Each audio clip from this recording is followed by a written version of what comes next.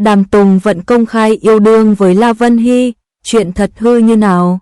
Đàm Tùng Vận là một trong những tiểu hoa có khả năng diễn xuất tốt nhất lứa 90. Tuy có sự nghiệp thành công nhưng chuyện đời tư của cô nàng lại khá kín tiếng, đến tận bây giờ nữ diễn viên vẫn không công khai người yêu. Mới đây nhất, Đàm Tùng Vận gây bất ngờ khi tiết lộ hình mẫu lý tưởng ngay trên sóng truyền hình. Ở những năm tháng tuổi 20 lúc mới bước vào nghiệp diễn xuất, La Vân Hy và Đàm Tùng Vận đã có cơ duyên kết hợp với nhau để tạo nên một mối tình đầu đẹp đẽ mà bi thương. Cụ thể, Đàm Tùng Vận khẳng định mình yêu thích người đáng tin cậy. Vì tính chất công việc bận rộn, nữ diễn viên hiếm có thời gian dành cho việc hẹn hò. Người yêu của cô phải nhanh chóng trả lời tin nhắn những lúc rảnh rỗi, không khiến cô lo nghĩ nghi ngờ mỗi khi xa nhau. Hơn nữa, nữ diễn viên cũng mong muốn bạn trai có khả năng bảo vệ mình, cho mình cảm giác an toàn, không bị lay chuyển, không bị vẻ ngoài xinh đẹp lừa gạt. Khá kiên định, bạn trai Đàm Tùng Vận phải là người điềm tĩnh, tâm trạng ổn định và tính cách trưởng thành. Thậm chí nàng tiểu hoa còn khẳng định hình tượng bạn trai của mình nghe qua rất giống Tôn Ngộ Không trong bộ phim Tây Du Ký. Đàm Tùng Vận buồn bã cho rằng trong làng giải trí rất khó để tìm kiếm bạn trai. Có vẻ nữ diễn viên đã từng hẹn hò nhiều đối tượng nhưng không thành đôi. Ngay khi Đàm Tùng Vận công khai hình mẫu bạn trai, cư dân mạng so sánh và cho rằng La Vân Hy là người duy nhất đáp ứng được những tiêu chí này. Năm 2015, cặp đôi đã từng có cơ hội hợp tác trong bộ phim Gặp Anh ở thời gian đẹp nhất. Lúc đó cả hai đều chưa nổi tiếng và có mối quan hệ bạn bè khá tốt. Đàm Tùng Vận cũng tiết lộ mỗi dịp sinh nhật, La Vân Hy đều gửi quà và lời chúc cho mình. Hai ngôi sao này đều đến từ Tứ Xuyên, đều thích đồ cay, có phong thái nhẹ nhàng dễ chịu và EQ cao.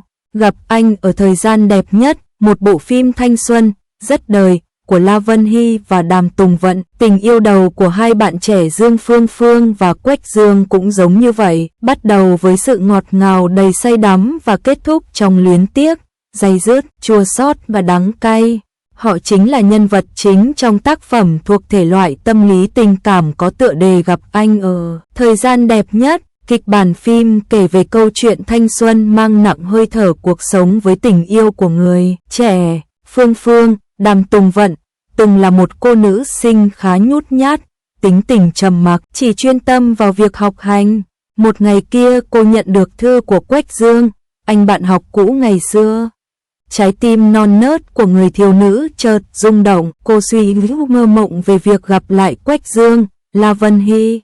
Lúc Phương Phương đỗ đại học, cô đã quyết định thay đổi, khiến bản thân trở nên thật xinh đẹp để tự tin đến gặp chàng trai họ Quách mà cô đã đem lòng tương tư, rồi họ cũng hội ngộ, bày tỏ tình cảm của mình dành cho đối phương và vui mừng tận hưởng những ngày tháng tươi đẹp nhất của đời người.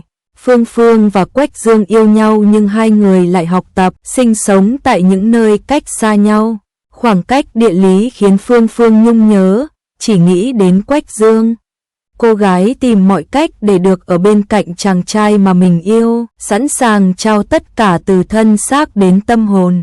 Nhưng, trái đầu mùa không chua cũng chát, mối tình đầu không nát cũng tan. Sau tất cả Phương Phương đã chọn cách buông tay, rời xa Quách Dương trong nỗi đau khôn cùng. Để rồi khi gặp lại lúc đã trưởng thành, họ biết cách yêu và trân trọng những gì mà bản thân đã đánh mất vào khoảng thời gian rực rỡ của ngày xưa ấy. Bộ phim ra mắt vào năm 2015, khởi quay từ năm 2012. Lúc đó, La Vân Hy và Đàm Tùng Vận mới chập chững đi những bước đầu trên con đường diễn xuất.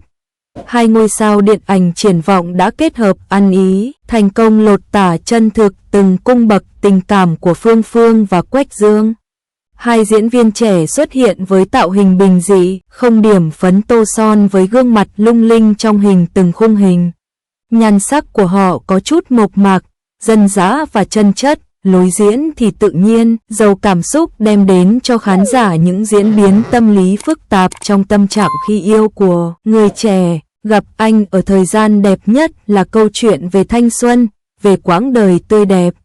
Phim trữ tình, sâu lắng man mác buồn với những yêu thương lỡ đánh rơi vào một thời nông nổi, khờ dại. Mỗi chúng ta ai cũng đã từng có một mối tình khắc cốt ghi tâm như Phương Phương và Quách Dương, ai cũng đã từng đi qua những năm tháng với yêu thương đầy say đắm, mộng mơ.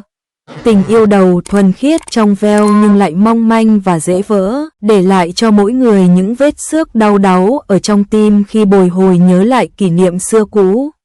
Bản tin 02, hành trình vươn lên của Đàm Tùng Vận sau khi bị chê, không thể diễn vai nữ chính. Vì sở hữu gương mặt baby trẻ trung mà Đàm Tùng Vận đã phải cố gắng rất nhiều để thay đổi bản thân. Khán giả mới biết Đàm Tùng Vận trong 5 năm trở lại đây, nhưng thực tế cô đã vào nghề từ năm 2005 và cũng coi là một diễn viên thâm niên rồi. Tuy nhiên, hành trình gần 20 năm sự nghiệp của Đàm Tùng Vận không trải qua suôn sẻ và cô gặp phải rất nhiều khó khăn, nguyên nhân đến từ gương mặt quá baby. Thậm chí có người từng nói với Đàm Tùng Vận rằng gương mặt trẻ con khiến cô không thể diễn được vai nữ chính. Đáp lại những lời khẳng định này, nữ diễn viên Chân Hoàn Truyện cho biết, khi đó tôi đã nghĩ điều này không đúng chút nào. Sau này khi đã thành công đóng vai chính, tôi nhớ đến lần bản thân bị nghi ngờ và cũng nhớ đến những lần được động viên. Tôi vẫn sẽ mãi duy trì tình yêu của bản thân với diễn xuất. Không thể phủ nhận, gương mặt quá trẻ trung từng là trở ngại trên con đường phát triển sự nghiệp của Đàm Tùng Vận. Các nhà làm phim thường mời Đàm Tùng Vận đảm nhận vai nữ sinh, từ thiếu nữ toàn phong, điều tuyệt nhất của chúng ta, cho đến lấy danh nghĩa người nhà chỉ vì cô trẻ hơn nhiều so với tuổi thật, cộng thêm diễn xuất tự nhiên. Nữ diễn viên 9X đảm nhận vai nữ sinh rất mượt, mà những bộ phim trên còn là tác phẩm tiêu biểu trong sự nghiệp của cô. Ngay cả lúc đóng Em Đẹp Hơn Ánh Sao, những phân đoạn thời sinh viên của nữ chính vẫn được Đàm Tùng Vận thể hiện rất ấn tượng. Không ai nghĩ cô đã bước sang tuổi 34, một ngôi sao ở ngưỡng tuổi U40 nhưng vẫn có thể hóa thân vào những vai cô gái trẻ ngồi trên giảng đường mà không bị lộ dấu vết thời gian như vậy. Đàm Tùng Vận có lẽ là người duy nhất. Đối với Đàm Tùng Vận, việc cứ mãi quanh quẩn với những vai nữ sinh năng động nhiệt huyết sẽ khiến cô không thể tồn tại lâu dài trong showbiz được. Vì thế, người đẹp lấy danh nghĩa người nhà đã lựa chọn truyền hình. Cô tìm kiếm các vai diễn trưởng thành hơn, như trong Mùa Hè của Hồ Ly chẳng hạn. Thành công ngoài mong đợi của bộ phim đã khiến khán giả thấy được mặt khác của Đàm Tùng Vận. Hóa ra cô cũng có thể đóng vai một người trưởng thành tốt đến vậy. Thừa thắng xông lên, Đàm Tùng Vận đã hạn chế đến mức tối đa các vai nữ sinh, tìm kiếm những vai mới mẻ và đa dạng hơn như trong Cẩm Y Chi Hà, Cẩm Tâm Tượng Ngọc hay Hướng Gió Mà Đi. Tất nhiên, những nỗ lực của Đàm Tùng Vận đã được đền đáp và hoàn toàn thoát khỏi hình tượng mặt baby chỉ đóng được vai học sinh mà netizen từng gán cho cô ngày trước.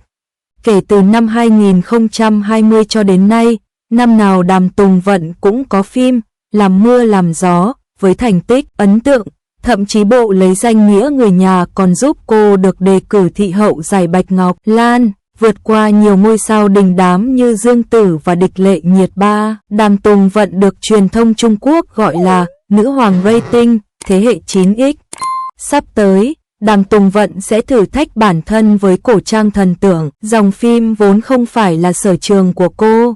Trước đó, ngôi sao sinh năm 1990 này đã có được thành tựu thông qua Cẩm Y Chi Hạ và Cẩm Tâm Tượng Ngọc, chỉ có điều cô không được các nhà làm phim cổ trang yêu ái cho lắm. Giờ đây, Đàm Tùng Vận đang muốn rời bỏ những bộ phim hiện đại để khai phá miền đất hứa bên cổ trang. Đây cũng coi như là một thử thách mới trên con đường sự nghiệp của cô. Thật ra, Đàm Tùng Vận rất giống với Triệu Lệ Dĩnh, từng bị xem nhẹ vì không có nhan sắc quá nổi bật.